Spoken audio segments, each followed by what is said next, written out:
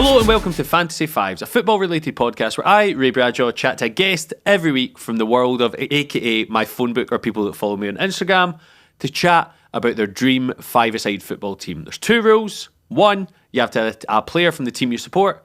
And two, the manager of this five-a-side team has to be someone in your phone book. This week, I'm joined by Adam Miller, aka Old Firm Facts, off of Twitter.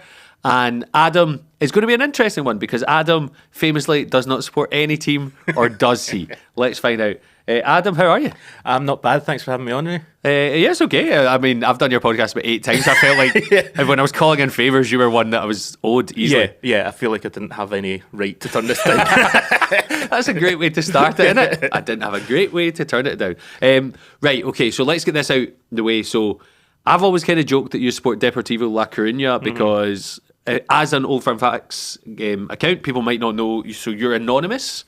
So, well, you're not anonymous because we did a live show in front of 300 people, but you chose to go back to being anonymous. So how are you going to work around this? Have you got a team you support? Are you nominating one? Well, I figured the safest way, I thought the shite, but I mean, it's all shite bag anyway, you know, not saying who I support, but I figured that the way around this, initially I was like, I'll choose a Scotland player, but that's too easy. So I was like, I'll do a wee bit of research on Deportivo La Coruna. Did you? Yes.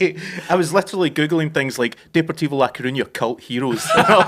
And then I ended up, it was like midnight or something, and I'm sat in bed on my phone, and I'm like searching Nuruddin Nebet's Wikipedia page. And I'm like, is this what my life's come to? I don't think that's any different from what you usually do. Well, this is true. See, when you go to bed, what are you reading on your phone? Do you, are you into Wikipedia pages? Are you reading articles? How do you wind down? I've tried to wean myself off being on social media late at night because I've, for the last couple of years been sort of weaning myself off Twitter anyway. But yeah, you can go down rabbit holes really easily and lose track of time. Like last night, I went to see Seven at the cinema, and then I made the mistake of Googling someone's thoughts about the ending, and I'm stuck on a fucking Reddit page reading, would he have got jail time, or would he have just been like? And I'm like, This is a big question. Where do you stand on that? Would he have got jail time? Would you have got jail time? We're talking about Brad Pitt's character here. Yeah.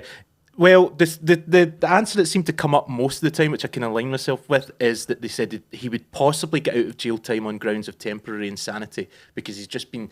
By the way, do we have to put a spoiler warning on Seven, which came out in 1995? And Martin Elson's episode, we had to put a spoiler warning because he mentioned escape to victory. So let's do it. Just spoiler: they did escape to victory. I think it'd be Brad Pitt's character probably grounds of temporary insanity because he's just been given some pretty shite news and his head's gone. So. Nice football pun as well. What's your Wikipedia guilty pleasure? See when you're searching what you're looking for there. I love going to wrestlers and then going to personal life and seeing what they've done. That used to be a thing at work. Sometimes we'd be talking. Obviously, I work at newspapers. You talk about someone and you're like, "Are we going to do this thing?" Then you go to the Wikipedia page and it's like search for personal life and controversies. Controversies. Controversies is a sweet spot when you get one of them. Yeah, but for me, it's probably like kind of early '90s Italian or Serie A footballers. Spend a good 20 minutes on Beppe Signori, who's had some weird, was it match fixing or tax or something like that? Probably out there. Yeah. I like that. And I'm asking everyone, what does football mean to you? Because weirdly, you've someone who made a career out of football over the past, 6-7 years? Because you were a call centre worker and now you're into this kind of world. So what does football mean to you? That's a really good question. I mean, I remember at primary school, everyone, obviously when you're young, everyone loves football, but it was at the point with me where the teachers would take the piss out of how obsessed I was with football. It was just all I thought about all the time. I've still got a scar on my knee from playing with a McDonald's novelty ball and falling over in the playground while kicking that. And what age are we talking, 16, 17? No, this is 8 or 9 or something like that. And vivid memories of they wouldn't let me leave the school until the end of the day, so I had to just hold something over it while it bled, and then got to the doctors 4 hours later, and one of the most vivid childhood memories I've got is the doctor saying, "Adam, you've got my permission to scream," while he took the scrubbing brush to it. So amazingly, my love of football survived that. Do you still go to McDonald's? Or? Occasionally, yeah. But I don't hold that against them. They still do great toys. But yeah, it was an absolute obsession, and it's that way you start getting to when you're a kid. My dad took me to games, and then I would still sometimes go to games with my dad as I was a teenager. But as you get older, it becomes a thing you do with your mates. And then it wasn't. I've said this before, but there was never any, when I started this account, there was never any intention that it would lead to a career. I'd always had this thing in the back of my mind, like it'd be great to get into football in some way, but there was never a master plan to it. It was just purely through it, building up and building up. You start to make more connections, and then you get opportunities through it, and some have gone well, or most have gone well. But it becomes one of these things. I remember the first time I went full-time in journalism, someone told me in that office, like, you're going to start to fucking hate football. And I don't hate football, I still love it, but you start to see it in a different way. And the bigger the account gets, the more people hate you. When you say see it a different way, give me an example. You turn off, so when you're writing about it, you turn off the part of your brain that is tribal and passionate about stuff. So if you're on a shift and there's games coming on, so at the moment my job doesn't involve this kind of thing, but back when I was like at the Daily Record, you'd be in the office surrounded by people, firstly, who don't know who you support. No one at my work knew who I supported, although a couple had suspicions. But I think most people have suspicions. The fact you're never available most of July says a lot to a lot of us, Adam. Anyways, but you would get told, you would have 2 or 3 different screens on with different games, and then if there was I worked like a cup final and a couple of cup finals, and you work derbies and all sorts, and if there was a goal, your first thought had to be, well, I'm on shift, what does this mean in terms of what I'm writing here and all the rest of it? And it was a kind of, journalism is far different to what it was even 10, 20 years ago, long before I was in it. You don't have the luxury of filing your match report the next day. Everything's on the button, and you're just constantly churning stuff out. If you're at the Daily Record or somewhere like that, it's just guys have got to do 8 to 12 stories a day sometimes, and so you don't have the time to sit and to celebrate or to feel great about something. It's just like, what's the newsline? How do I get this stuff out? And thankfully I didn't have to do that type of thing for too long, but it does suck some of the enjoyment out of it for you. See, when you were saying when you were younger about you became obsessed with football, who's the player you hated the most? Well, that feels like a leading question. No, I wasn't meaning. I was more meaning. Right. Have you got someone? Okay. Well, if I'll take Scottish football out of it. Yeah, that's fine. Take Scottish go to football England. out Go of to it. wherever. I would say that the earliest memories I have of Scotland are kind of early to mid 90s. Okay. And there was anyone who scored against Scotland and gets very, very early memories of Scotland losing to teams like Portugal and Switzerland. So maybe someone like Paulo Futre or someone that played for Portugal. Like, I don't feel like it's a vendetta I still hold in 2025. But yeah, those names are like implanted in my head. Like, I used to hate Edgar Davids. Edgar Davids? So much, and I don't know why. Because of the shades? Yeah, maybe, I don't know. Used to love Marlon Harewood. Do you know that way? Like, right, okay. I like a wee fox. I'm an underdog guy. Mario Melcott. He's my boy. Nice. Yeah, Mario not Davids. A good Barclaysman, Mario Melchior. Right, let's get into this, because you've got to have your dream five-a-side team. Mm-hmm. So you're going to have a Deportivo player in somewhere along this lines. Yeah.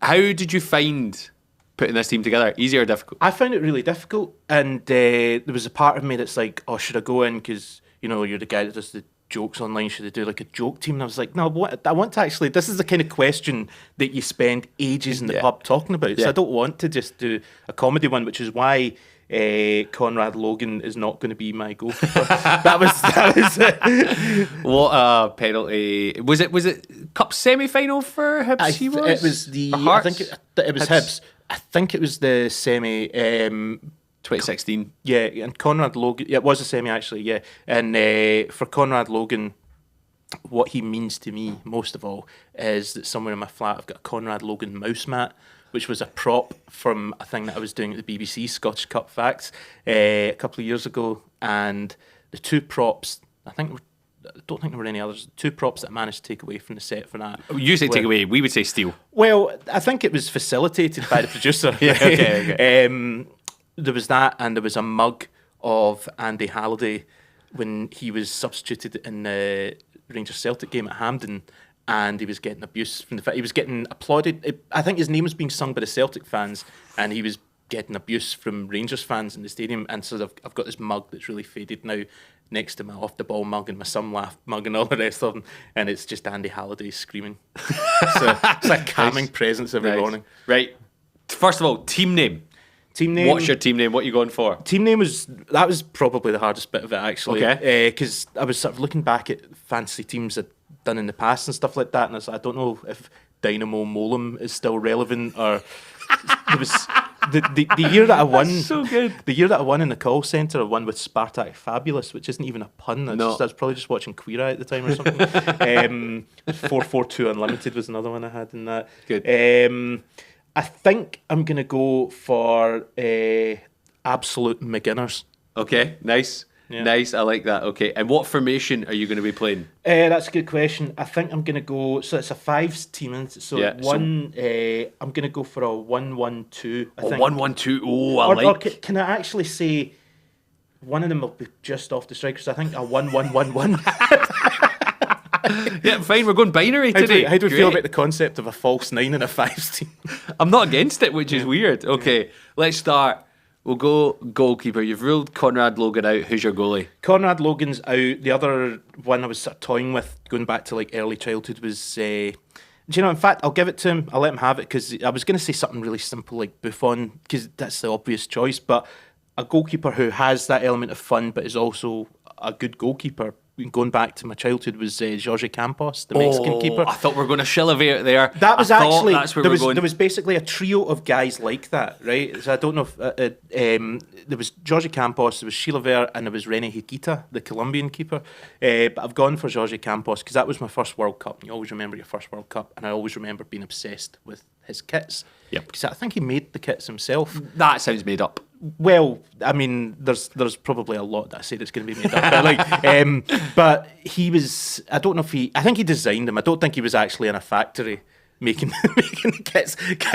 That's tonight's Wikipedia, is how Jorge Campos' kits came to be. Jorge Campos sewing. Yeah. Just see what comes But up. the thing is, I'm going to have done this, right? And then tonight on Wikipedia, and it'll be Jorge Campos' personal life and controversies. Yes. And it'll be like, that's what you want. It'll be like, in some way, he was connected during USA 94 to the death of Andres Escobar, the Colombian defender. I was wondering that. Yeah. That's the first mention of him on the podcast, so well done. First assassination mention. I can't even say that. Assassination. Well, see if you want mispronounced words. I'm on my lunch break just now, and I've just come from the office where someone was talking about someone being incompetent, but they described the situation as weaponized incontinence. So, which also would have been a good name for the team. But I've had that. Weaponized incontinence.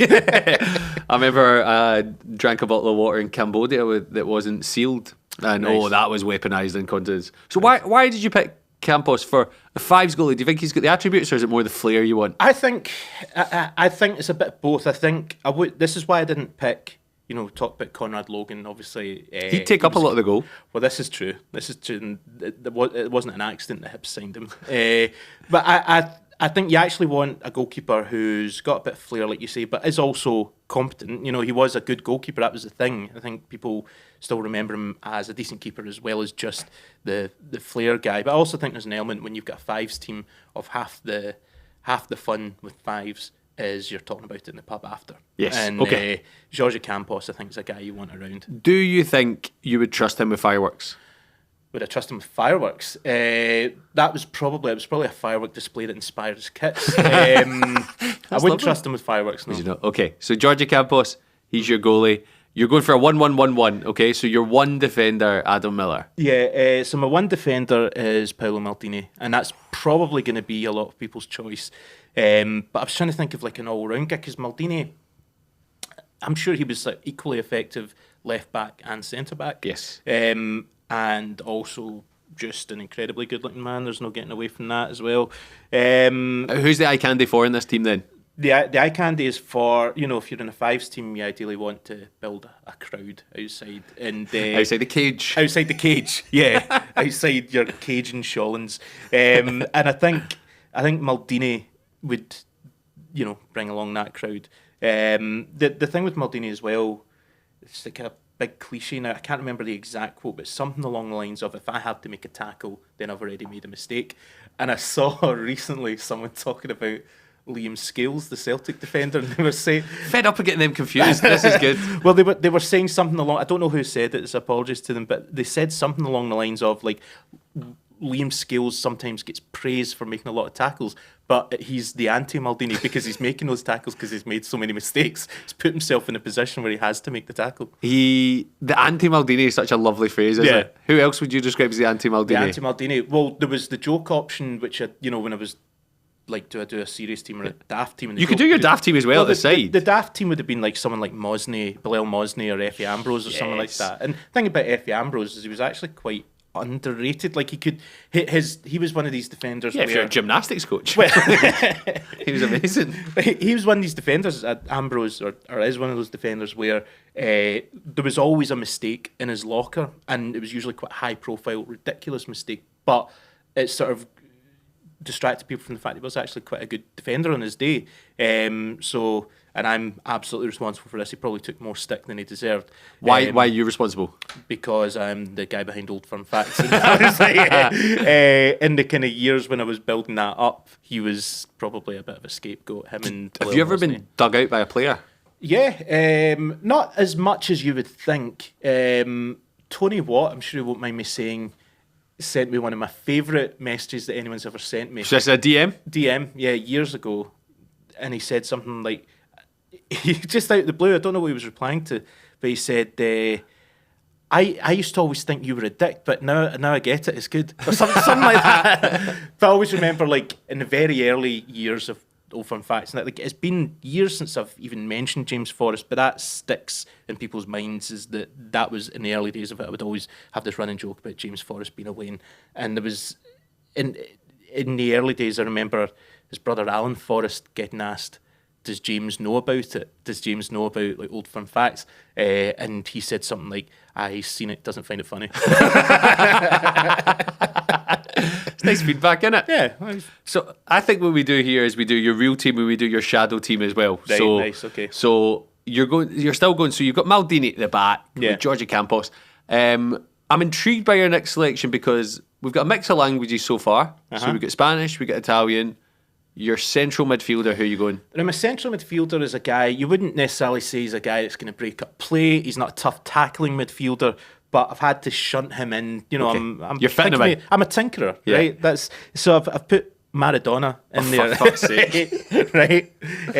Obviously, the fact that he's dead is an obstacle, but I'm thinking... I've gone for a live Maradona as opposed to dead Maradona. That's probably a wise choice, I would say, Adam. Yeah. Again, this isn't my first management gig, So. Have you been to Naples? I've been twice, and that's part of my thinking with it. Okay, so tell us about it. They absolutely, this is not news to anyone, but they absolutely love Scott McTominay. Yeah. I know the last time I was in Naples was April last year, so it was not long before McTominay signed. I'd love to go back now with McTominay and Gilmore in that team and go to a game. I've not been able to go to a game there, but it's insane. Have you been? No, I've never been. So what is it? Just Maradona country? It's everywhere you go. There's I can't remember the name. There's two people they're obsessed with there. There's Maradona, and there's some like spaghetti western star like Rex or Tex someone or something like that. So everywhere you go, like you can actually, if you put in your Google Maps or whatever, you can go and find like the big Maradona murals and all the rest of it. But everywhere you go, there's Maradona stuff, and they love the guy. They're absolutely obsessed with him. And Naples is just this incredible place. Like I don't think I'd want to live there, but for 3 or 4 days, it's like you get a total rush being there because everything's insane. There's something lovely about the idea of an Italian podcast being on right now, and they're saying the same about Greenock. I wouldn't want to live there. Yeah, but 3-4 days. They're obsessed with Dougie Imrie over there.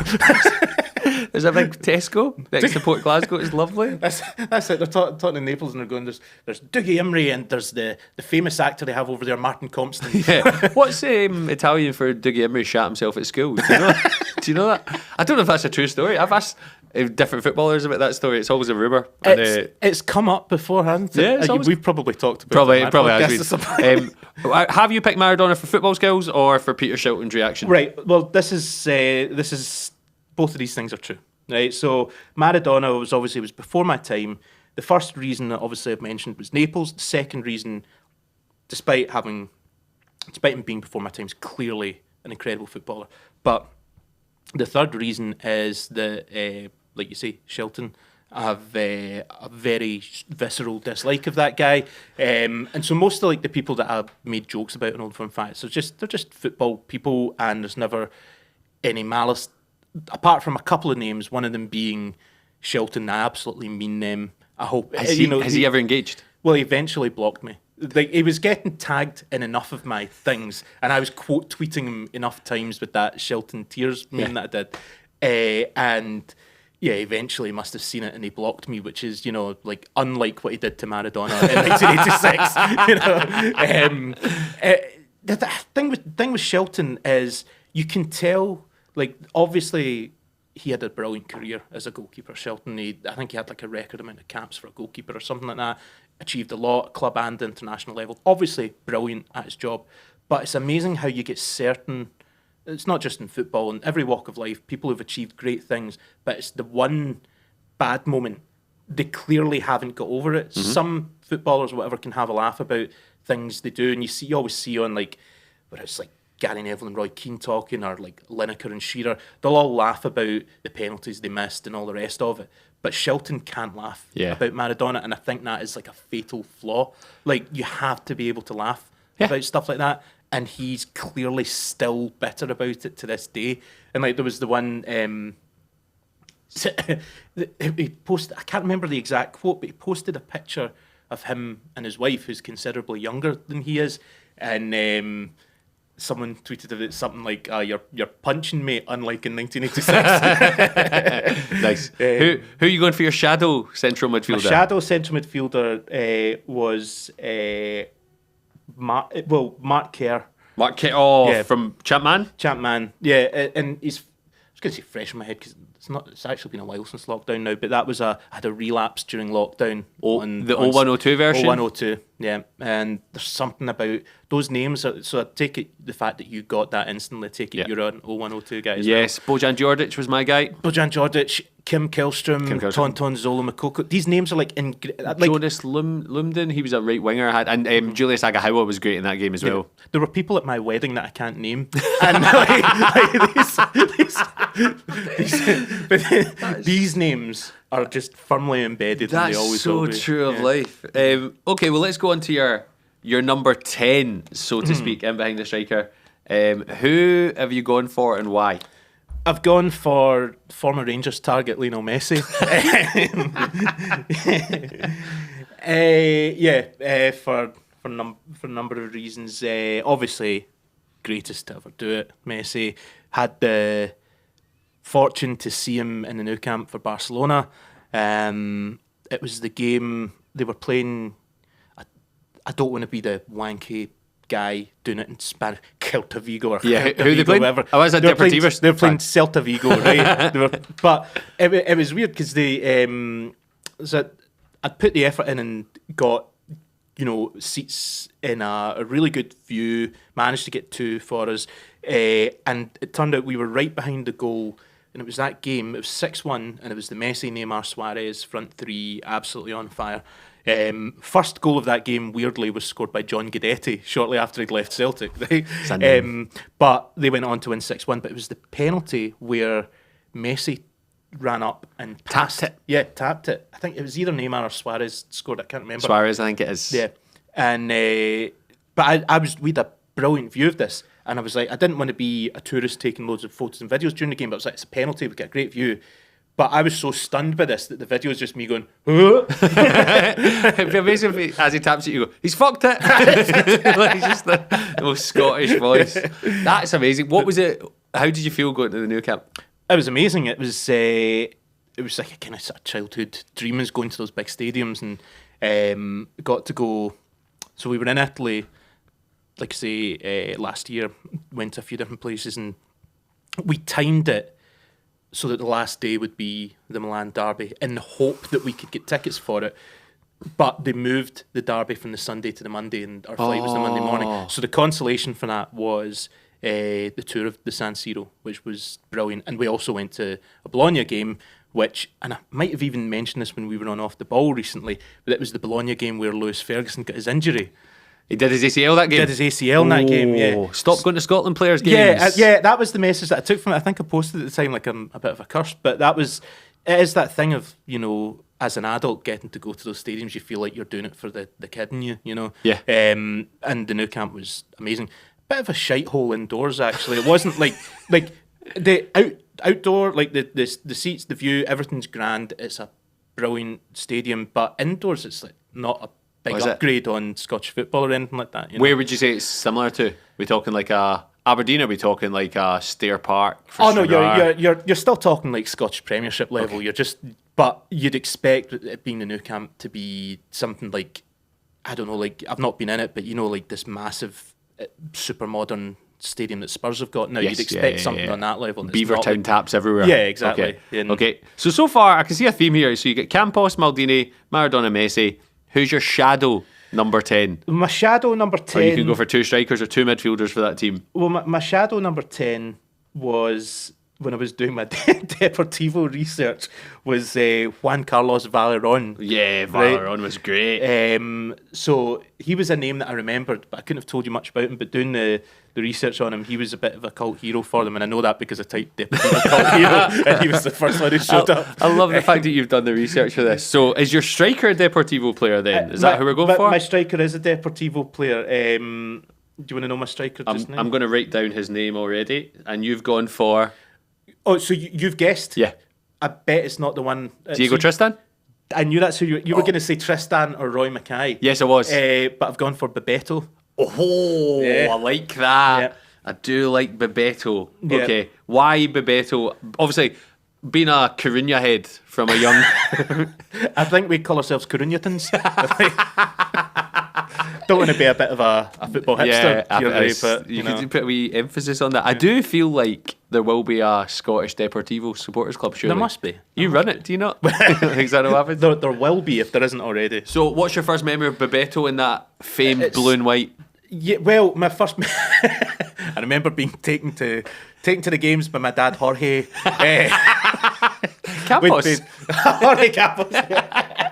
Jorge turned to me and go, Adam, have you finished your paella? We need to head off to El Game. El Game.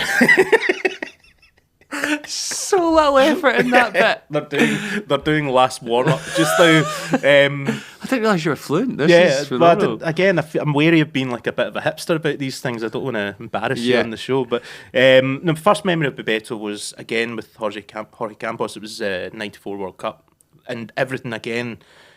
It's just lodged. Your first World Cup or your first big tournament. These things like stay with you, don't they? And back when I was doing my podcast, we had a guy on, I think his name's Matt Evans, I think I've got that right, and he wrote a book about USA 94. It was really interesting. That's right up your street. Oh, you totally. read books and stuff, yeah, perfect for you. Do you know, I'm not as big a book guy as you'd think. My brain's been absolutely rotted by the internet. The internet and Sky TV, it's just absolutely rotted my attention span. Thankfully, you don't need that kind of thing for journalism. But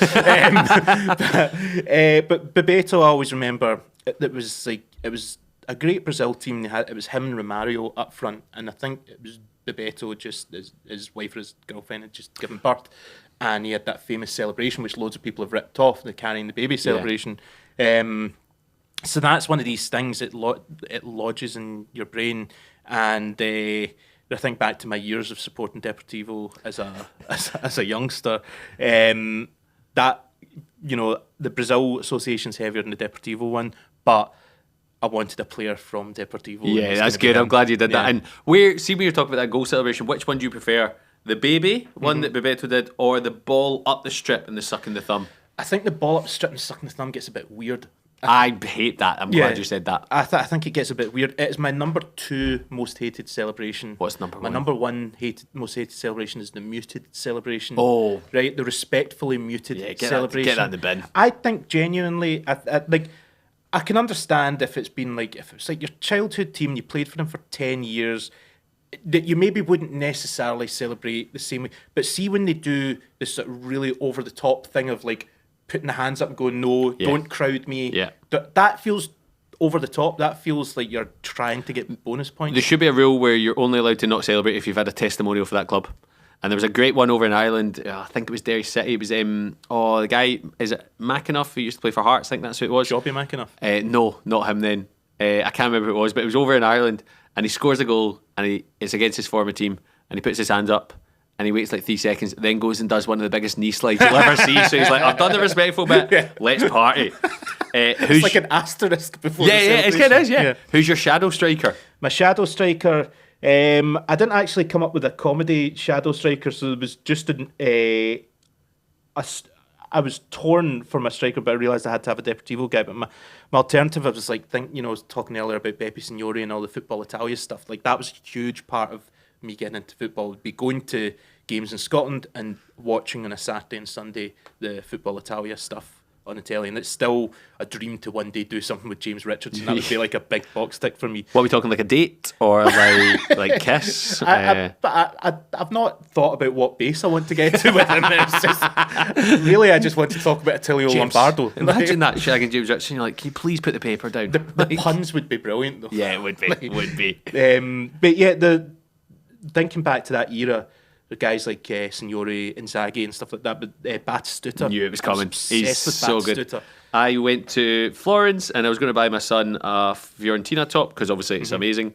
And it was €99, so I didn't buy it. And also, by the way, if you want an idea of how good I am at multitasking, I was trying to write Batistuta down so I can remember your teams, and I've just looked and I've written WWE wrestler Batista. So, bit of a change of pace for him. See, I've been to Florence as well, and I had the exact same thought, and I probably shat it for the same reason at the price tag. I've got a Batistuta mug that's just mugs for me. You got a big mug collection, Big mug collection. Not a big enough cupboard for the mugs. There has to be.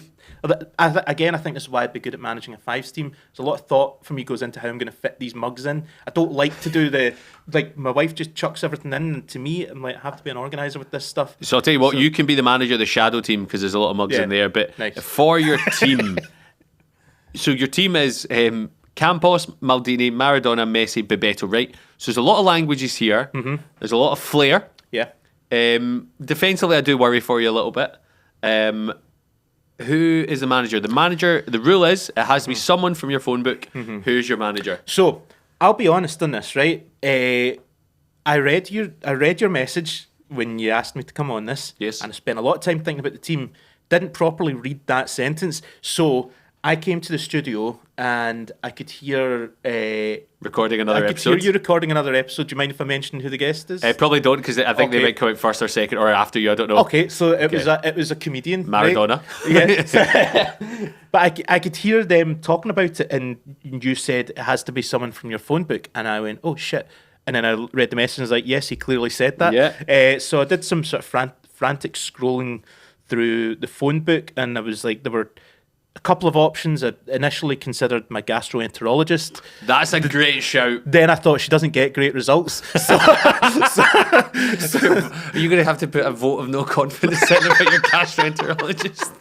Well, we've got. So why have you got her number? That's so weird. Well, I'm a man with a condition. I'm a man that needs to have a gastroenterologist on call. That is where I've got to in my life.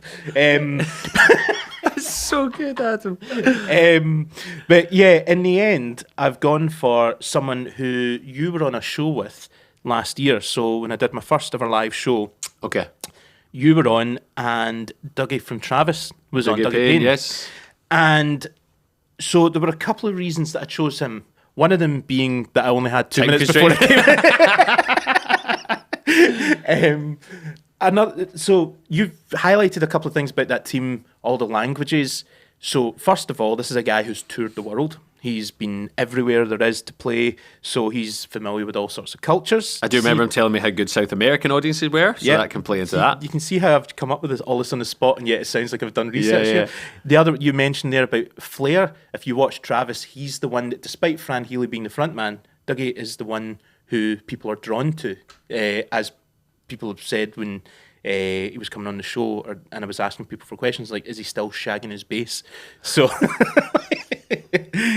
that'd be a good team name. Bass Shaggers. The Bass Shaggers. So he is the kind of flair guy in Travis, and that is a sort of typical thing for bassists as well, as that sense of rhythm. They tend to be the cool guys in the band. I was in a band, didn't play the bass, wasn't the cool guy. What were you shagging? I was shagging the mic. We see the sound tech. That's such a bad joke. Such a bad joke.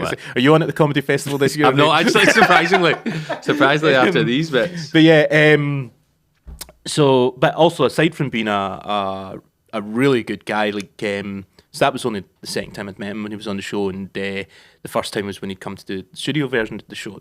Such a brilliant guy and really, really good laugh. But what I loved about him on the show was, so the 4 guests that night were yourself, Stephen Mill, Dougie, and Paul Thompson, who'd been the drummer in Franz Ferdinand for 20 odd years. And Paul and Dougie would be telling these stories. And like Dougie's stories were like, so we were round at Jim Carrey's house playing basketball, and Alanis Morissette shows up. And then I'd be like, thanks, Dougie. So Stephen, tell us more about the Dunfermline Player of the Year awards.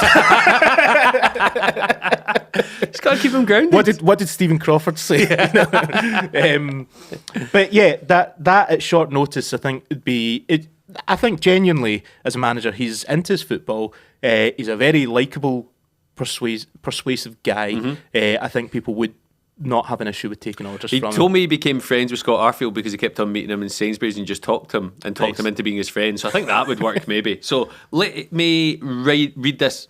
So let me read this back to you, Adam Miller, aka O Fun Facts. Your team name, Absolute Beginners, which I quite like. Yep. Your formation is a 1-1-1-1, which I don't like. Your real team, we're going for Campos in goals, Maldini, Maradona, Messi, and Bebeto. So a lot of South American, Central American flair there. Your shadow team, you have Conrad Logan, Billy Moshney, Mark Kerr, is it Juan Carlos Valeron, and Gabriel Batistuta. Your manager is Dougie from Travis. Reading these back, do you like your real team or your shadow team better? I'll be honest, I fancy the chances of the real team, but I do think that there will be a hole in the midfield given that Maradona's dead. So, but that implies that me only worrying about that implies that the rest of the guys would show up. Yes, that's fair. That is fair. Yeah. I'll send the WhatsApp out and I'll see who gets back to me. Brilliant, Adam. Thank you for joining us. Thanks for listening. Check out other episodes on Fantasy Fives and Adam Miller, aka O Fun Facts. Thanks for joining us. Thanks for having me on.